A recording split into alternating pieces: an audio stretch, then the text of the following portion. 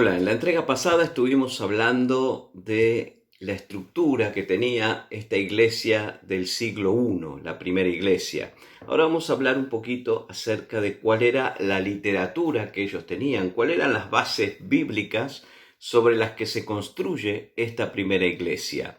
En el Nuevo Testamento vemos escrito muchas veces el tema de las escrituras, ¿no? Jesús les dijo: escudriñad las escrituras porque ellas dan testimonio de mí, en Juan 5:39. Entonces, vamos a ver que es recurrente el tema de las escrituras. Pero ¿cuáles eran esas escrituras?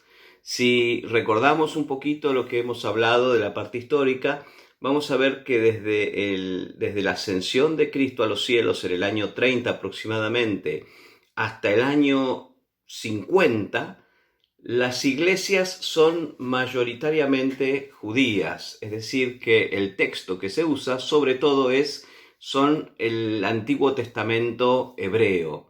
El Antiguo Testamento hebreo son las escrituras que ahí se mencionan, y lo fundamental que tenían estos discípulos era dar testimonio de que Jesucristo había cumplido las escrituras. Entonces, lo que había en las iglesias, en las primeras iglesias de Judea, de Samaria, hasta de Antioquía, eran el Antiguo Testamento, es decir, la ley, los profetas, los salmos, y el testimonio de los discípulos, es decir, el testimonio de los discípulos que trataban de demostrar que Jesús era el cumplimiento de todas estas profecías del Antiguo Testamento. Cuando el Evangelio se extiende hacia otras regiones gentiles, ya mayoritariamente con Pablo, porque nosotros tenemos la historia de Pablo, pero también los otros discípulos habían salido hacia otros lados. Lo que Hechos registra sobre todo es la historia de Pablo. ¿Por qué? Porque Lucas iba con Pablo en una parte del trayecto, entonces es lo que más registrado está, pero también había otros discípulos yendo hacia otras regiones del mundo. Entonces, cuando Pablo entra en ese mundo gentil, la escritura que ellos tienen es el mismo Antiguo Testamento, pero en griego, que es lo que se llamó la Septuaginta, que era la traducción al griego del Antiguo Testamento, hecha casi 300 años antes de Cristo, justamente para todos aquellos judíos que estaban en la dispersión y que habían perdido un poco lo que era el idioma hebreo.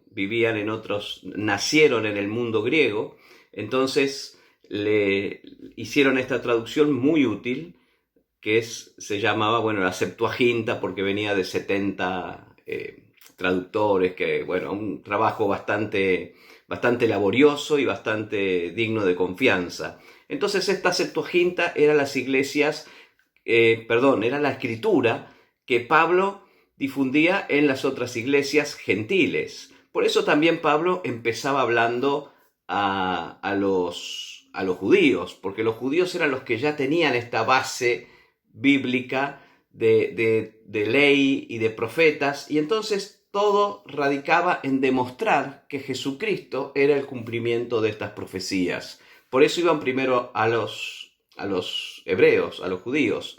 Dice en 1 Corintios 15, 3 y 4, fíjense, por ejemplo, esto es un ejemplo: porque primeramente os he enseñado que asimismo recibí, que Cristo murió por nuestros pecados conforme a las Escrituras, y que fue sepultado y resucitó al tercer día conforme a las Escrituras, ¿no? El tema de las Escrituras es algo recurrente en todas las cartas del Nuevo Testamento. En Hechos 17:3, por ejemplo, declarando por medio de las Escrituras que era necesario que el Cristo padeciese. En Hechos 17:11, los de Berea eran más nobles porque escudriñaban las Escrituras para ver si esto era así. Apolos era un varón elocuente en las Escrituras, demostrando por las Escrituras que Jesús era el Cristo. En Romanos lo mismo, manifestando por las Escrituras. Es decir, las Escrituras son la parte clave, y estas Escrituras a las que se refiere Pablo en sus cartas son el Antiguo Testamento. Ahora, van a pasar unos 20 años hasta que empieza a ser escrito lo que es el Nuevo Testamento. Es decir, desde la resurrección de Jesús van a pasar como unos 20 años en donde el único material legible que había era la Septuaginta. Entonces, desde el 50 hasta el 67 aproximadamente, es donde se escribe todo el Nuevo Testamento, los Evangelios, las cartas de Pablo, y entonces esto empieza a nutrir, además de la Septuaginta y del testimonio verbal de los apóstoles, estas cartas empiezan a ser tomadas como circulares. Incluso las iglesias empiezan a compartir estas cartas y empiezan a hacer una especie de biblioteca con estas cartas. Entonces empezamos a tener ya, una vez pasada la época de los discípulos, cuando ya los discípulos no podían visitar la iglesia y los pastores de esas iglesias eran ya una segunda generación, tenían la Septuaginta y las cartas que Pablo había escrito, los evangelios, los escritos de Lucas.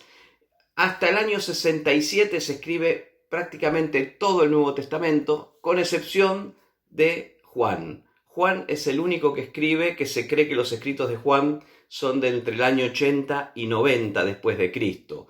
¿Cómo sabemos esto? Porque hay un hecho trascendente que es la caída de Jerusalén a manos de los romanos, la expulsión de todos los judíos de Jerusalén, la destrucción del templo, y esto no se menciona ni en los evangelios, ni en ninguna otra carta de Pablo, ni de Pedro, de nadie.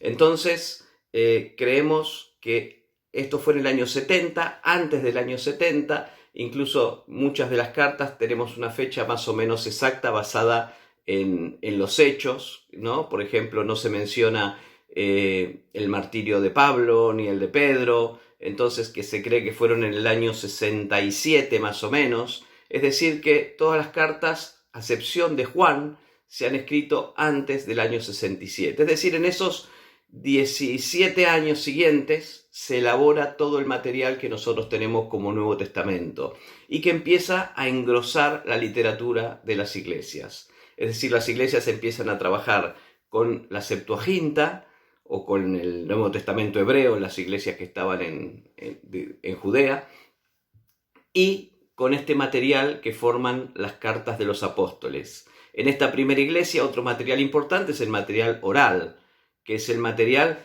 de que eran los testimonios de los mismos discípulos que habían estado con Jesús. Era algo bien importante. Y este es el material del que dispone la iglesia del siglo I. Con este material es con el que ellos empiezan a construir su fe y a discipular y a demostrar sobre todas las cosas que Jesús es el Mesías que había sido prometido en el Antiguo Testamento.